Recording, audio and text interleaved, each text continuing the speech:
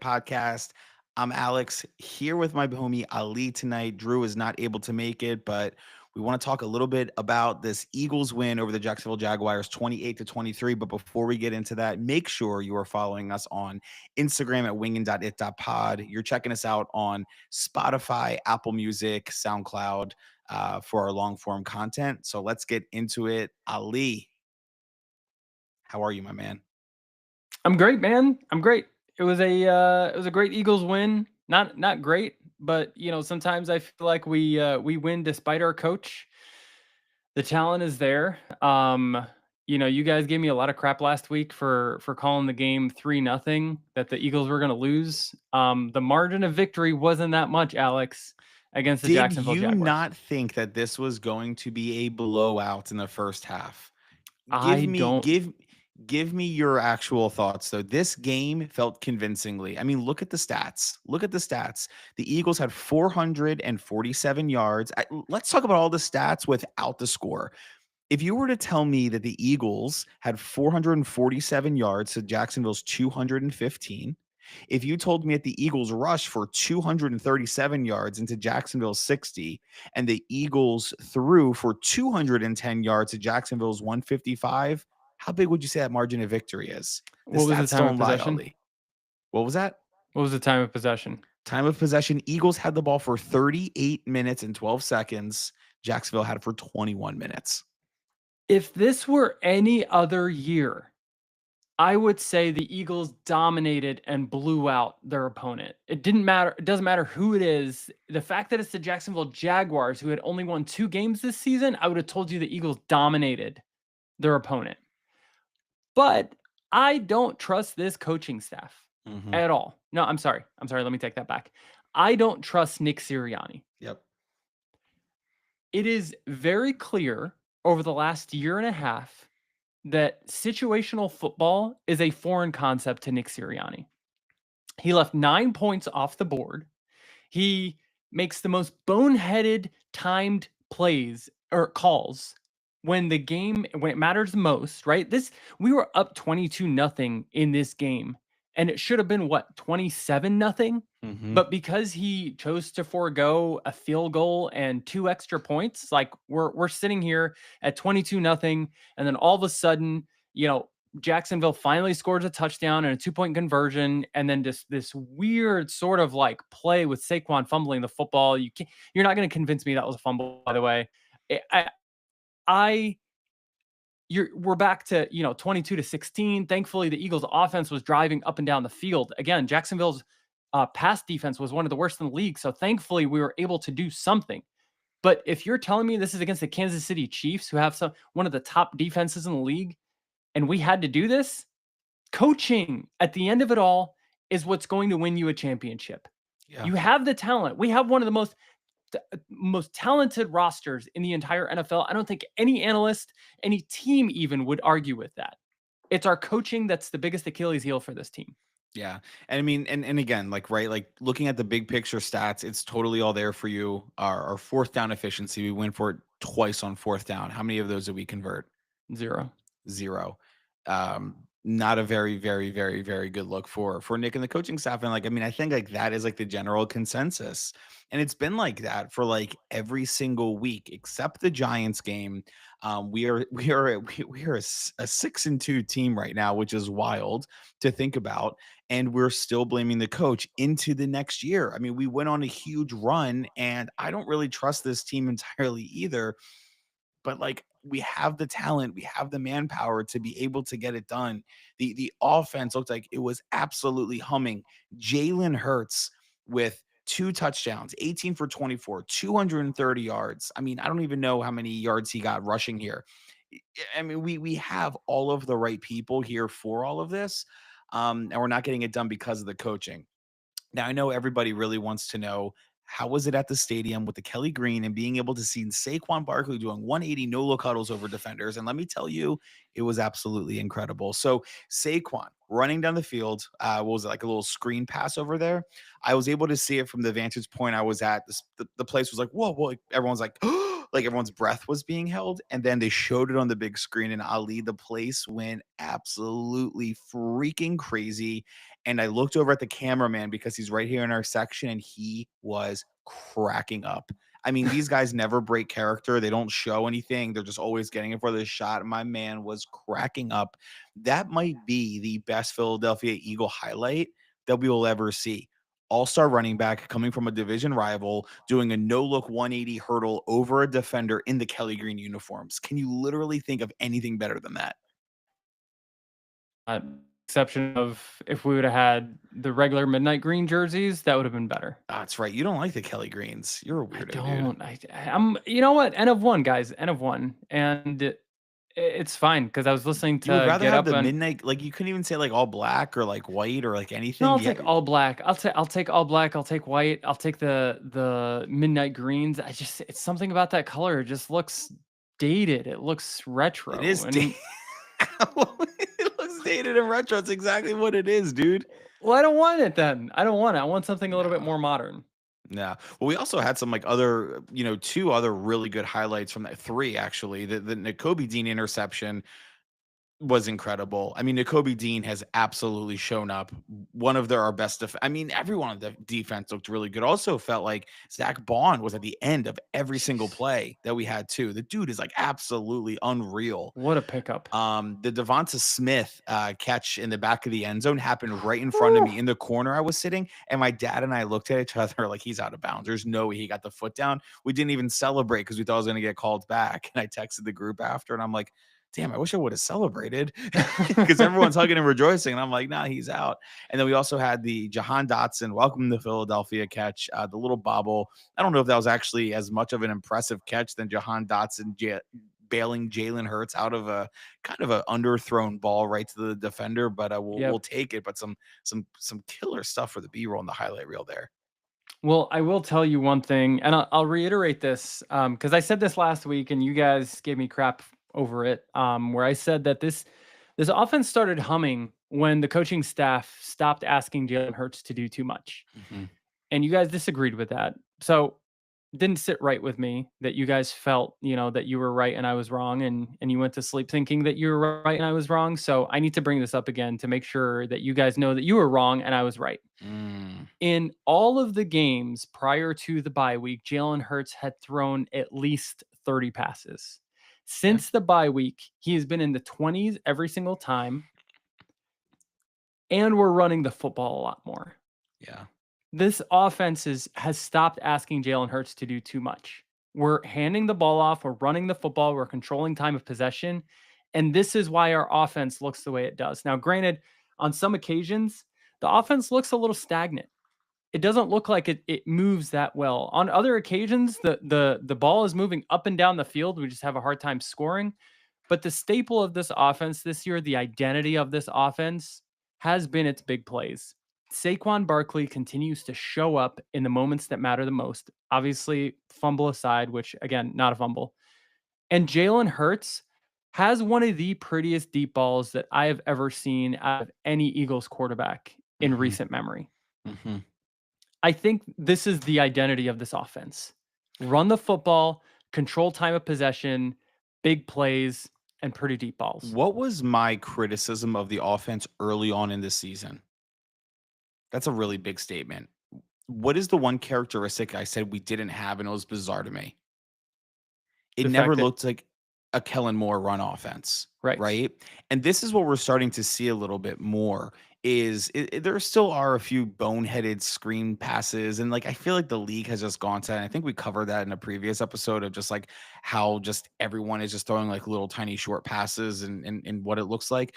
But we are seeing more and more explosive plays, and I think that Nick is finally getting out of it's honestly another testament to Nick, but I think Nick is getting out of running the offense and telling Kellen what to do and saying, "Hey, I'm going to override you in certain situations," giving Kellen the keys and saying, "All right, bro, like go cook, like do your absolute thing."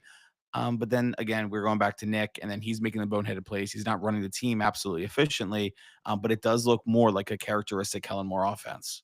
No, I agree with that. And honestly, like let's not stop at the offense alone, right? Like this defense has Again, I don't know what Kool-Aid they drank during the bye week, but this defense has been humming on all cylinders since the bye week. It has been, I think, the number 1 or number 2 rush defense in the NFL since the week. It's been the number 1, number 2 pass defense since the bye week. It's been the number 1 or number 2 score defense since the bye week. Whatever we did, and granted, listen, we played Deshaun Watson, we played Daniel Jones, we played granted, Joe Burrow is Joe Burrow, right? And he knows how to cook. But we have played outside of our minds on defense. And when we needed a play like what we had, the situation that we had last week, right? Which is the Jacksonville Jaguars driving down the field. Trevor Lawrence was looking like he was going to put together a game-winning drive, and Nakobe Dean shows up when it matters the most. I think that's what the identity of this defense is. Yeah. Take away the fumble, this game isn't close. Take away the fumble and take away, Nick's boneheaded sort of mistakes and calls. This game is not close, which is why I get frustrated, right? It's not that like, hey, this team is 6-2. Why are we complaining? It's that we all see the potential of this team. If we make the right calls, as in kick an extra point, kick a field goal, you're up 22-0. You could have been up 27-0, and all you would have had to do is just run the ball for the rest of the game. And what if they score 1 or 2 times? Like, it's still out of reach for them. This is why I'm frustrated with this team. It's that like we are consistently shooting ourselves in the foot, and it's really Nick Sirianni who's doing the entire shooting. Yeah. No, man, I could not agree with you more. It is going to be the difference maker between winning a playoff game and not. Those games typically come down to the wire. There's going to be a lot of people coming after the Philadelphia Eagles, and Nick is going to get it his own way. And I really do worry that we're going to make a late season run, and it's going to come down to the wire. I mean, really, man. I mean, who's the best team in the NFC right now that you really fear? The Lions. Lions. I think our defense could shut down the Lions, especially without an Aiden Hutchinson on their defense. I feel like we could shut them down with our offense and go against them. Yeah. We can beat the Vikings, right? We can hang with the rest of them. We've shown that we can beat the Packers. I mean, who else is there? I'm not looking at a chart right now, but is there really anybody Washington. else out there? That's going to be an interesting game on Thursday. I'm excited to talk about that. But again, in those big moments against those big opponents like Dan Campbell, Dan Quinn, they're going to be able to outcoach Nick Sirianni in those moments. Like, it's going to come down to that. And what are we supposed to do? Fire the coach at 6-2? It's just kind of like a necessary evil we have to live with. Right. What are you supposed to do about that? Well, heading into Dallas, is there anything else you want to talk about? Jacksonville? It's kind of a routine win. I mean, I'd say maybe it's just a function of a new offense, but every single week that I see this offense play, I'm a little bit more and more comfortable. We started the season off against the Packers. I would physically get nervous. I'd have butterflies in my stomach when the offense was on the field just because I didn't trust it. I didn't trust that Jalen Hurts was he was going to throw another interception or he was going to fumble the football again. He has cleaned everything up, and maybe this is just, again, a function of learning a brand new offense that you kind of just have to live with now, right? So the guys have drank the Kool-Aid. They're doing what they're supposed to be doing, and it's showing over the course of the season. And a couple of weeks ago, Alex, when you weren't with us, me and Drew were talking about how, generally speaking, you get these juggernaut teams at the beginning of the year, and they kind of just like maintain their hold. So the Detroit Lions, the Kansas City Chiefs, etc. But then usually you have these teams that pop out of nowhere in like week 6 and week 7, and they start to show their dominance to the league. Yep. Our schedule is highly, highly favorable towards us right now. We came out in this winning streak right around week 6, week 7, when we started to sort of cement ourselves as one of the top teams in the NFL. I just hope that Nick is able to learn from his mistakes moving forward and get out of his own way. Yeah. There's no reason why we can't be scoring more than 30 points every single game. And the way our defense is playing, it just doesn't make sense for me to really bet against the Eagles if we can get out of our own way. Yeah. Well, some more encouraging news as we head into next week, and I agree with you on everything that you're saying. Nick's is our biggest problem is Nick Sirianni right now. It's not the players on the team. Players are fine.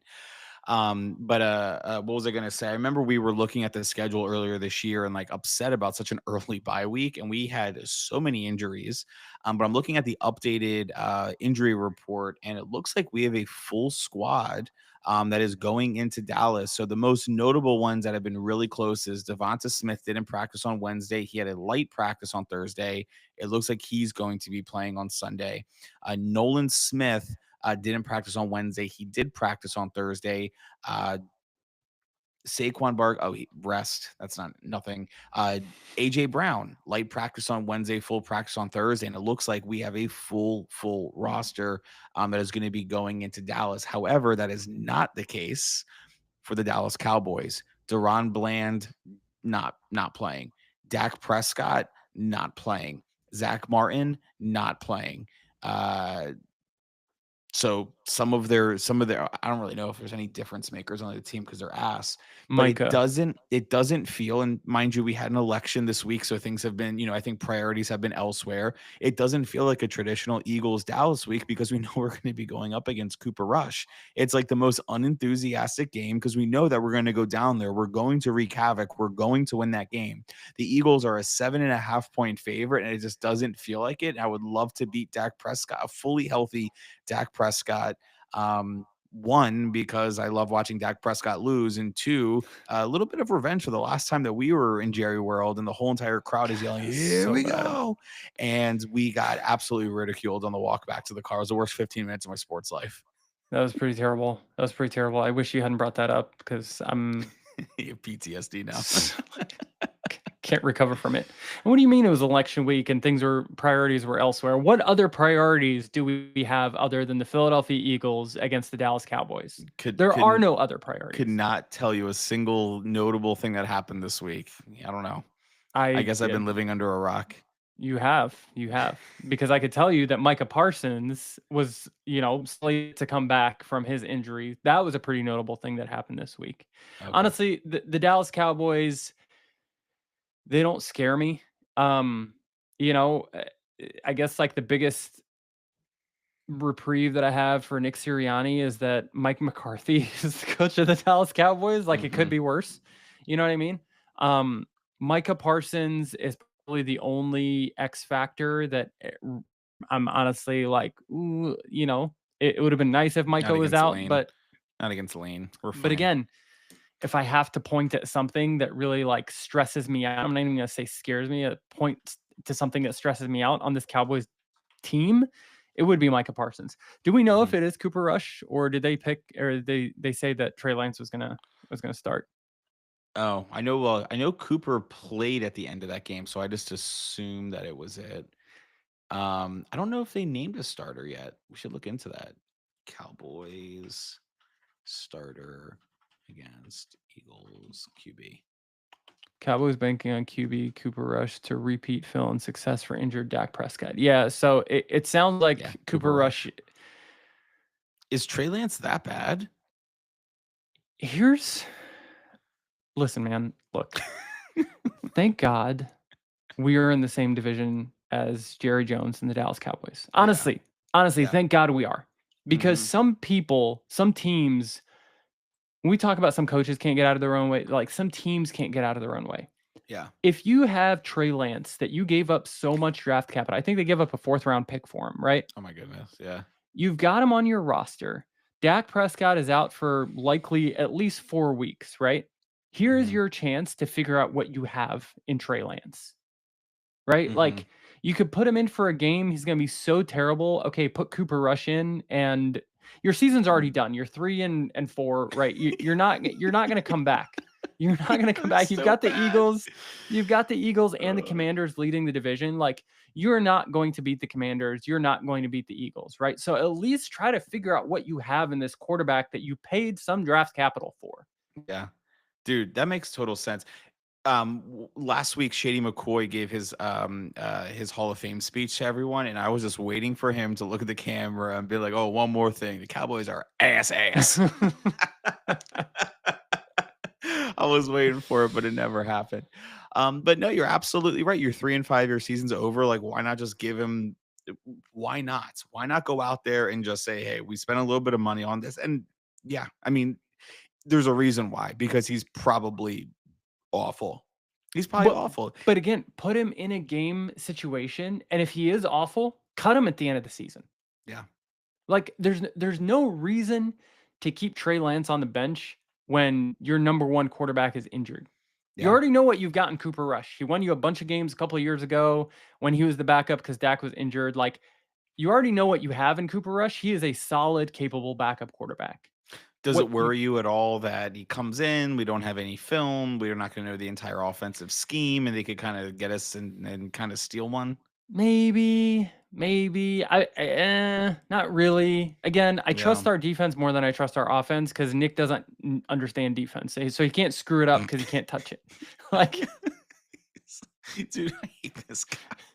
It's so like, thank God Nick is not a defensive-minded coach. Because if he was, yeah. like, Vic You know what Fangio. it's like? It's like when my son wants to play video games with me, and I'm like, "Oh, yeah, here you go," and I just give him an unplugged controller, right? Yeah. And he's just like, "I'm doing it." It's like, "Yeah, yeah, you're doing it. You're doing such a good job. Go get him." That's what Oh, we need man. Nick to do. We need to give him a controller, give him a headset, which is like nothing but static in it. He thinks he's talking to his players and just let the adults handle it and be able to run the team. And then in the offseason, get one of those adults to be able to run the team. Seriously. But, again, it's hard. I would be shocked if the Eagles end up getting rid of Nick Sirianni this year. Like, he's 6-2, unless I there's an know. absolute meltdown with the way our schedule looks for the remainder of the year. Like, I mean, who do we got? We got the Ravens. We've got the Steelers. I still don't know what to make of the Dude, Steelers. I refuse to believe that the Steelers are a good football team, and I've lost so much money betting against them. I cannot figure out for the life of me why they keep winning. They're such a bad team. They're so bad. Besides TJ Watt, they're an awful team. I don't get it. Russell Wilson, Steelers country. I don't know. I just don't get Let's it, man. weld. I don't know what they say.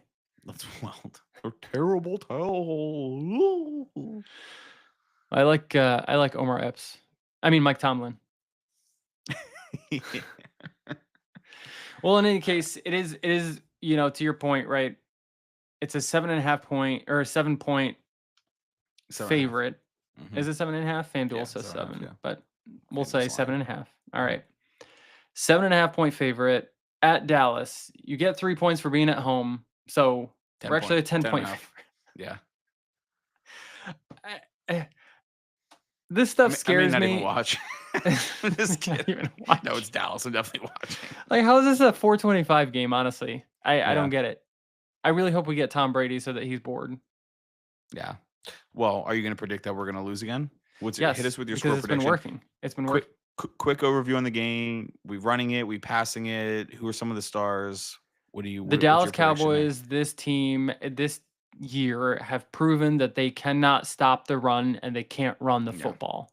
The Yeah. Eagles defense is exceptional against the run, and we've got Saquon Barkley, who has, I think, more explosive plays, run plays, than the Eagles have had in the last 7 years combined. And I think he's the number 2 rushing, he's the number 2 running back from yardage perspective. And the Ravens haven't even gone on their bye week yet, right? So once Derrick Henry goes on a bye, I think Saquon's got a chance to eclipse him for most rushing yards this season. So the Dallas Cowboys can't run they can't run the football and they can't stop the run. 2 things that the Eagles are really good at. My prediction is that this is going to be a Saquon show. Jalen Hurts 20 passes, I will be happy. If Saquon Barkley has 150 to 200 yards, what's up? You're not going to believe this when I tell you, Ali. What? So, do you remember when we went to Dallas last year? Yeah. Ballpark. Do you remember how much standing room only tickets are for the game? I don't remember. $150? They were like $200. And Okay. you and I were almost about to say, hey, we're going to wait until after the first quarter or right before kickoff to buy tickets. And the prices went up. We're like, thank God. Thank God. I want to share my screen here. I want you to see how much the tickets are right now. for the Dallas Cowboys game. Oh my god. Oh my god. For the Oh my god. For those listening, you can buy a pair of 2 standing room only tickets for $34 a piece. That is cheaper than some college high school football games that I used to go to as a kid. I mean, this is insane. You can sit in the club level on the field for 342. These are like $5,000 tickets when the team is good. You want to see how the fans feel about their team giving away tickets for under $100, 34 standing room only. There it is. There it is. In any case, my score prediction is the Dallas Cowboys score 17, the Eagles score 10. Wait, what? 17 to 10? 17 to 10. It's been working, Alex. It's been working since the bye week. I've been predicting losses, and it's been working every single time. Yeah. And because the Eagles listen, all 53 men, along with the coaches, listen to our podcast, they know, and it riles them up. It puts a fire inside their bellies. They're saying Ali is predicting a loss. Let's prove him wrong. So I'm doing it again. So I think I said 35-3 last week against the Jags, and I think I was pretty much spot on until Nick Sirianni got in his freaking way and Saquon's dropping balls that shouldn't have been fumbles. I'm going to go something similar here. I mean, listen, dude, they can't run. There's reports coming out that Zeke is like tardy. He's late for practice. He's not sticking to his regimen anymore. Like, dude, they got Zeke back as their number 1 back. Like, what are you thinking? Hey. That is the greatest center in NFL history. The greatest center.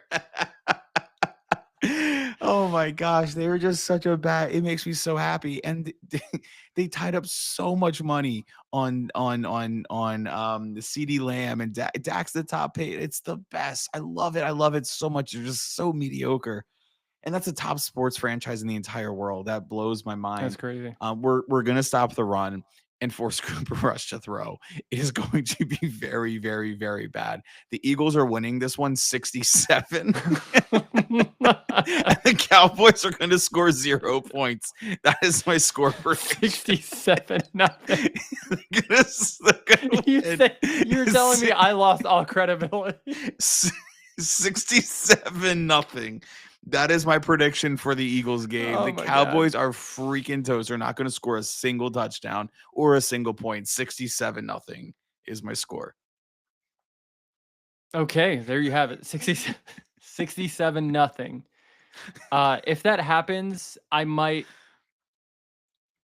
I don't know. I don't know what I will do if the Eagles win 67 nothing. I will tell you this: I won't turn off my TV. I'll watch it until it says 0. Yeah. I hear that. I won't be happy until who's our third string court? Tanner McKee. Tanner McKee. I won't be happy until I see Tanner McKee get some reps in after Kenny Pickett. Yeah, he'll come in when we're up 60 to nothing. And so he'll get a touchdown. Sweet. Yeah. He'll get a touchdown. And then I'll throw a touchdown. It's 67 nothing, and the Cowboys 10-7. This is Winging It, the most credible podcast in the entire world. We will see you guys next week. Go first. Wait, hold on. We've got Swinging It. We've fallen off the rails. Just like the Dallas Cowboys season. Let's get into Swinging It. 67 nothing. Let's get into Swinging It. Just looking at some of the pick. Well, first of all, who did we pick last week? I don't know if we actually did a pick. We've been really, really, really bad with Swinging It. No, was it it wasn't the Commanders. Ugh, don't make me look to last week. We got to look at last week. All right, week 9, Bucks Chiefs. I don't think we picked that, did we? Colts, we may have. No, we didn't.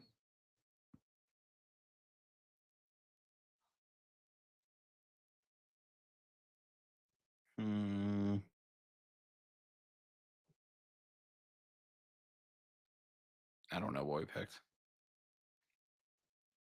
Maybe Jets, Texans. I don't know.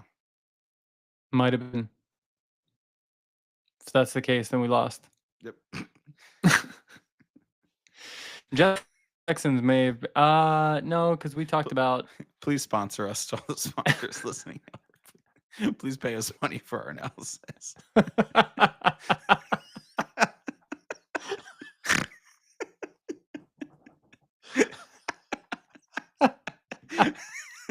Just so freaking lost.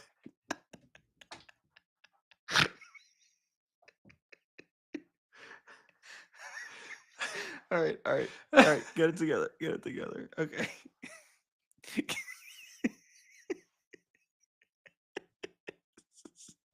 The fucking joke, dude. All right. All right. So okay. All right. Compose ourselves. Okay. So the Bengals and the Ravens game is tied right now. I don't know if we can do swinging it early. I think we're done.